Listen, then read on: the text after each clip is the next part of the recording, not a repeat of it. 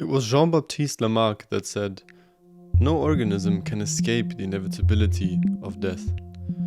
And although that might be true for the majority of animals on Earth, there's some where this rule doesn't seem to apply. From jellyfish that can technically live forever, to lobsters that don't seem to age, and sharks that outlive many human generations, nature has come up with a lot of bizarre answers to the inevitability of death. But what makes these species so special? Is there any truly immortal animals? And why do we age in the first place?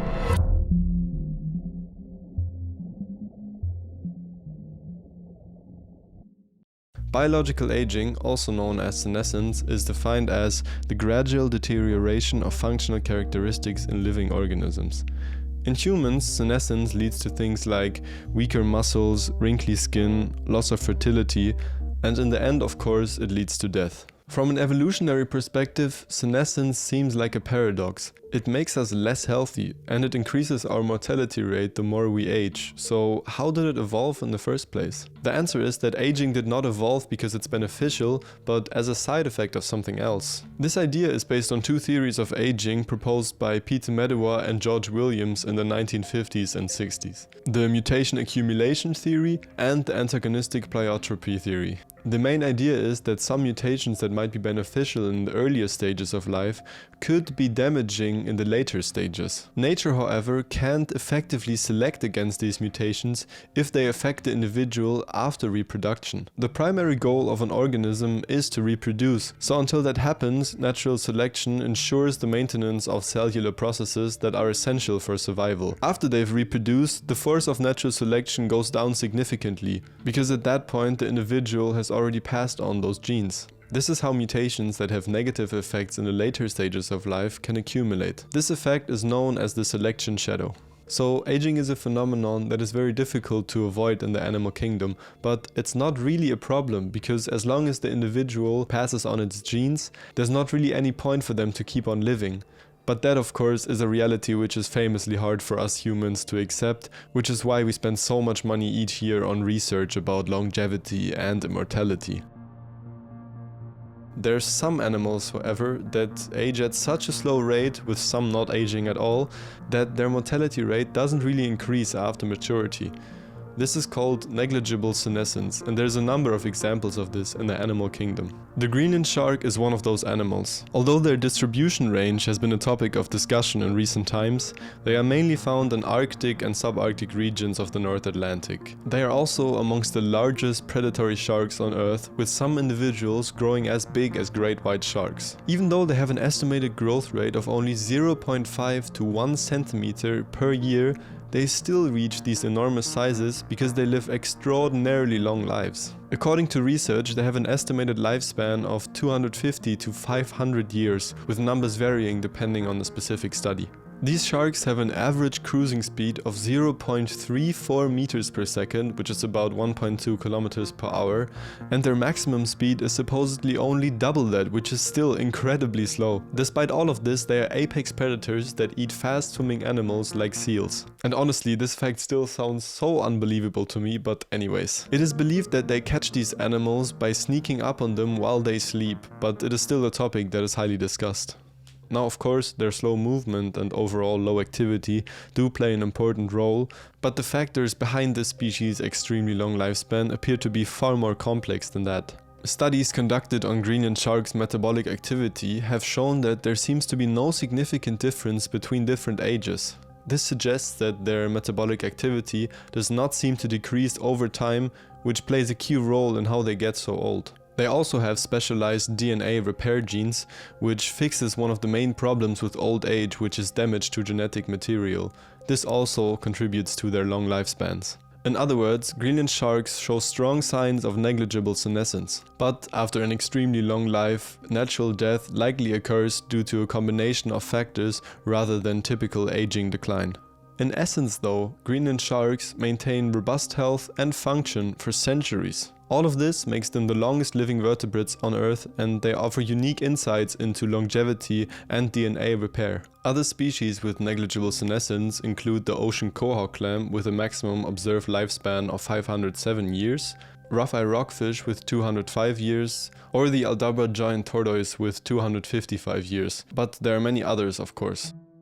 For humans, quite the opposite is true. Although the average lifespan has doubled in the course of the 20th century, it is still only around 71 globally, with numbers of course varying depending on country and between males and females. There is much debate amongst researchers about the exact mechanisms of how we age. However, it is widely accepted that damages to genetic material, cells and tissues that accumulate over time and cannot be repaired by the body is the cause of loss of function that is associated with aging. There's a great number of so-called hallmarks of aging, with many of them still being unknown, and it would take hours to go into each one of those specifically, but there's one phenomenon that grabbed my attention while I was doing research for this video.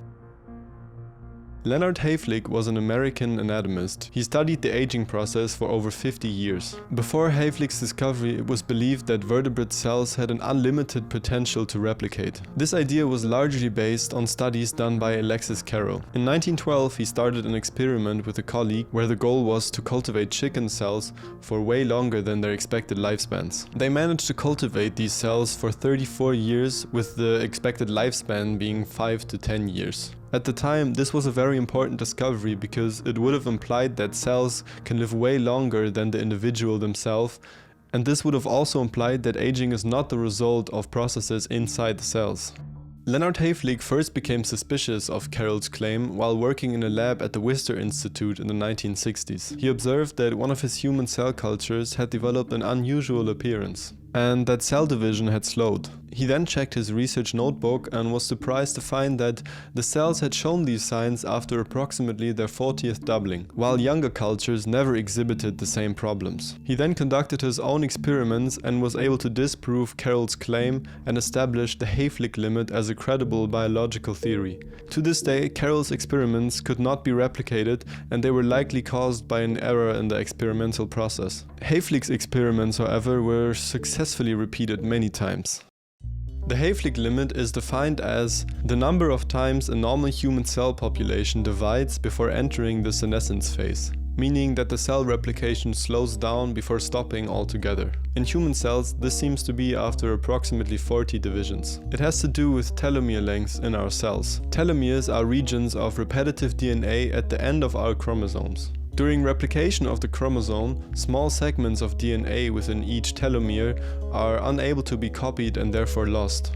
After many divisions, the telomeres reach a critical length and are then too short for the cell to replicate. The cell has reached its Hayflick limit. There's an animal, however, where this doesn't apply at all. Introducing the lobsters. Lobsters produce an enzyme called telomerase. This enzyme repairs the telomeres at the end of the chromosomes. Therefore, lobster cells don't have a limit to how often they can replicate. In other words, they don't have a Hayflick limit. But then why do they only live 45 to 50 years in the wild? The answer is something completely different. Lobsters' longevity is limited by their size. They belong to the arthropods, which means that they rely on molting to grow. This is a process where the lobster needs to repetitively shed its hard exoskeleton and grow a new one, and this is incredibly energy consuming. Eventually, the lobster becomes so big that the energy required for molting is way too high and they can die from exhaustion. So it is hypothesized that if we could provide a lobster with all the energy it needs to molt, it could potentially live forever, but it is important to say that this has never been done. Now you might be wondering why humans don't just have telomerase like lobsters do. And the answer is we kind of do, but it's very limited. You see, telomerase enables cells to divide often and never die. In other words, cancer. The majority of malignant tumors in humans show very high levels of telomerase. This is why the answer to longevity is not as simple as just increasing our levels of telomerase. Another type of cell in the human body that has high levels of telomerase are embryonic stem cells, because when the embryo develops, the cells need to divide often and at high speeds. This is also why embryonic stem cells are a very popular field of clinical research. This brings us to one animal that has a completely unique solution to the complications that come with old age. It just becomes young again. Teratopsis dornii, also known as the immortal jellyfish, is one of the only species that show signs of negative senescence. They are part of the hydrozoans, so technically they're not true jellyfish, but for the sake of simplicity we'll still refer to them as jellyfish in this video. To understand how they reverse aging, we have to go through their life cycle first. Just like other members of the Cnidaria phylum, they have an asexual and a sexual phase when reproducing. Starting from the adult medusa, when they reach sexual maturity, they release their eggs or sperm into the water column. Fertilized eggs can then develop into a larval form called the planula. The planula then settles and attaches themselves to a hard surface, usually the ocean floor, but sometimes also the hulls of ships or docks, for example. They then develop into polyps, a stationary phase with tentacles and a mouth to feed on zooplankton in the water. From there, they can asexually reproduce into colonies of polyps. On each of these polyps, multiple buds can form and then detach themselves. This is called the aphyra, and it's the young adult medusa which can then develop into the sexually mature medusa. Normally, this is where the life cycle would end. They would reproduce and then die of natural causes or get preyed upon. But here is where it gets special. Turritopsis dornii have the ability to turn back into the polyp state. The medusa deteriorates its bell and tentacles and transforms into a cyst-like stage, which drops to the ocean floor and can then develop back into a polyp, and from there the life cycle begins again. Experiments have shown that all stages of the medusa, from newly released to fully mature individuals, can transform back into polyps under the right circumstances. This happens when the jellyfish is exposed to physical damage, environmental stress, or senescence. But how do they do that? Polyps and the adult medusa have different types of cells. So in order for the medusa to turn back into the polyp stage, they rely on a process called transdifferentiation, which is essentially the process of a cell transforming from one cell type into another. The definition of biological immortality is a state in which the rate of mortality from senescence is stable or decreasing. So, considering everything that was said, Turritopsis dornii are biologically immortal. Unfortunately though, we have yet to observe a medusa turn back into its polyp stage under natural circumstances, and it's only been seen in the lab. This is likely because it's very difficult to observe them actually doing this, since first of all they are very small, and secondly, most individuals probably get preyed upon before they have the chance to transdifferentiate. Still though, their ability to rejuvenate on a cellular level is truly remarkable. Now, even though lobsters and Turritopsis dornii have very special biology when it comes to aging, they still both don't even live longer than the average human. The true champion when it comes to lifespans in the animal kingdom might surprise you. It's the glass sponge. It's very difficult to estimate lifespans of sponges, especially when they get this old, but research suggests that glass sponges could live anywhere from 10,000 to 15,000 years.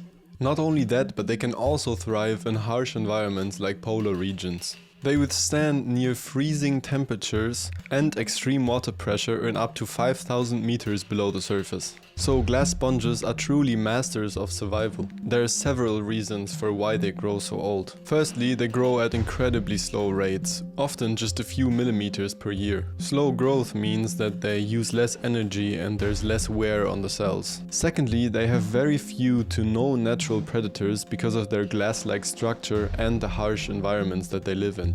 And last but not least, they have developed the ability to slow down their metabolism to almost zero. This allows them to survive long periods without food until the conditions are better again. And that brings us to a very important topic when discussing animal lifespans and longevity: cryptobiosis. Take everyone's favorite, for example, the tardigrades. As you might know, these microanimals are capable of cryptobiosis. For example, when the environment becomes too dry, tardigrades can draw in their legs and form a desiccated cyst. In the cryptobiotic state, all measurable metabolic processes stop. In this state, they can go without food or water for several years, and they can also withstand lack of oxygen, vacuum, and high pressure. When the environmental conditions are better again, the organism can return to its metabolic state as it was prior to the cryptobiosis. Because of this, tardigrades were able to survive exposure to space. Another good example of cryptobiosis are nematodes. In 2023, an individual of